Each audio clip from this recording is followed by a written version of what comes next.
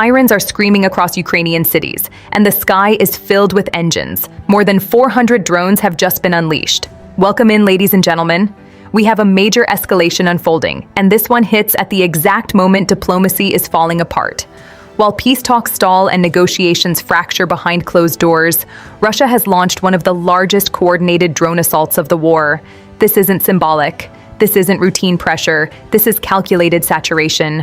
And when you combine collapsing negotiations with a 400-plus drone blitz, you are looking at a strategic message written in fire. Let's break this down step by step. First, the timing.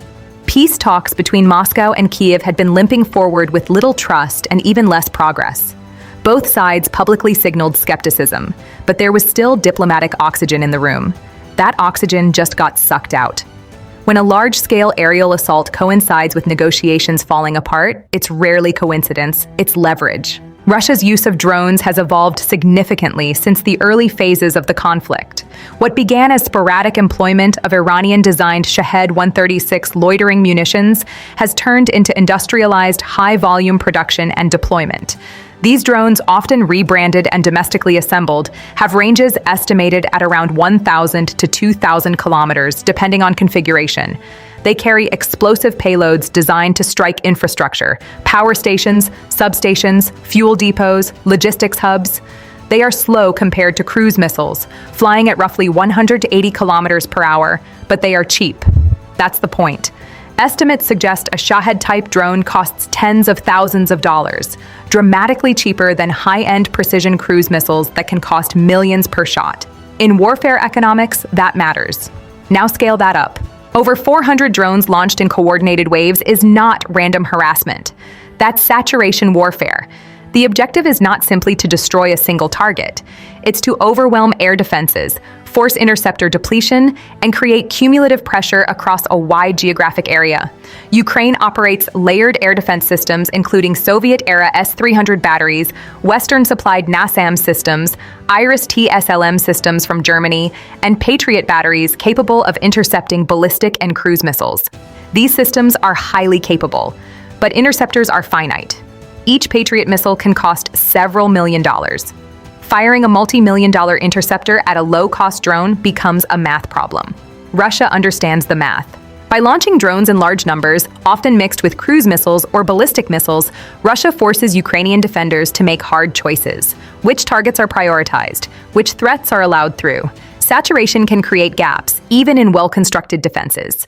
This latest blitz appears to have followed a pattern Russia has refined over time. First wave, drones launched in dispersed groups to complicate radar tracking. Second wave, additional drones or missiles targeting infrastructure previously identified through reconnaissance. In some cases, drones are used to bait air defenses into activating radar systems, which are then targeted by anti-radiation missiles. It's a layered attack philosophy. From Moscow's perspective, this accomplishes several objectives simultaneously. It punishes Ukrainian infrastructure. It pressures the civilian population. It sends a signal to Western backers that the war is not stabilizing. And critically, it demonstrates that Russia retains escalation dominance in the air domain despite sanctions and battlefield setbacks elsewhere. The collapse of peace talks amplifies the message.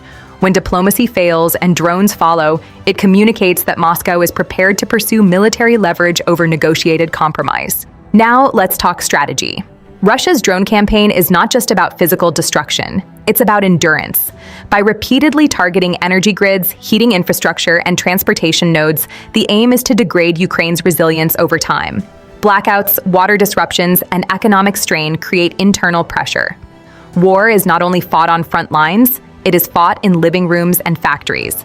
Ukraine's counter-strategy relies on layered defense and rapid repair. Ukrainian crews have demonstrated remarkable speed in restoring power and patching infrastructure. Western partners have provided generators, transformers, and financial assistance to sustain resilience. But a 400-drone assault tests that system. There's also the question of production capacity.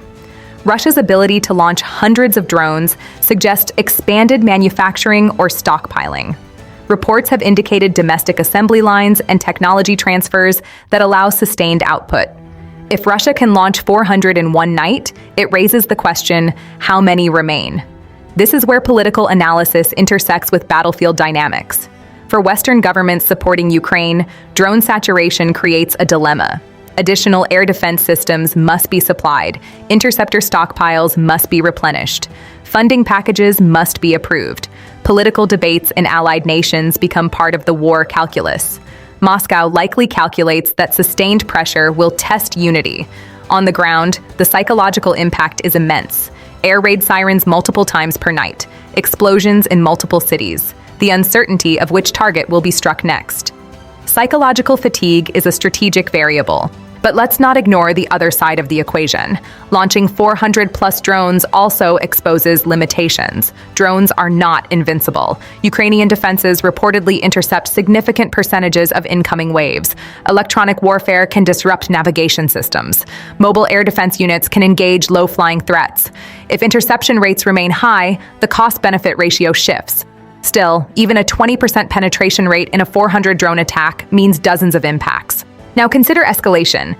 If peace talks collapse completely and drone campaigns intensify, the next logical step could involve increased missile use, including Iskander short-range ballistic missiles with ranges up to 500 kilometers. Those are harder to intercept and carry heavier payloads. That would further strain air defenses. On the flip side, Ukraine may respond with expanded long-range drone strikes inside Russian territory. Kyiv has demonstrated the ability to hit oil refineries, airfields, and military infrastructure deep within Russia. A cycle of reciprocal drone warfare could escalate into a broader strategic exchange targeting economic assets. This is modern warfare. Relatively inexpensive unmanned systems are shaping strategic outcomes between major states. They blur the line between tactical strike and strategic coercion. The collapse of peace talks adds a layer of inevitability. When diplomacy stalls, militaries speak. And right now, drones are speaking loudly. The broader geopolitical implications are significant. European nations must prepare for potential refugee flows if infrastructure degradation worsens. Energy markets react to instability. NATO monitors escalation thresholds carefully, seeking to avoid direct confrontation while supporting Ukraine's defense. Russia's calculation may be that sustained pressure will force concessions or fracture Western support. Ukraine's calculation is that resilience and continued backing will outlast Russian endurance. But endurance has costs. Every drone launched requires production, logistics, launch crews, and coordination. Every interceptor fired requires replacement. This is a war of attrition not only in manpower, but in industrial capacity. 400 drones in a single blitz is not just a tactical event. It is a strategic statement. It says negotiations are stalled. It says pressure is increasing. It says neither side is stepping back. And that brings us to the critical question. If peace talks are collapsing and aerial assaults are intensifying, are we entering a new, more aggressive phase of this conflict? Does this signal long-term escalation, or is it a final attempt to force leverage before negotiations resume? What do you think will happen next? Let us know in the comments.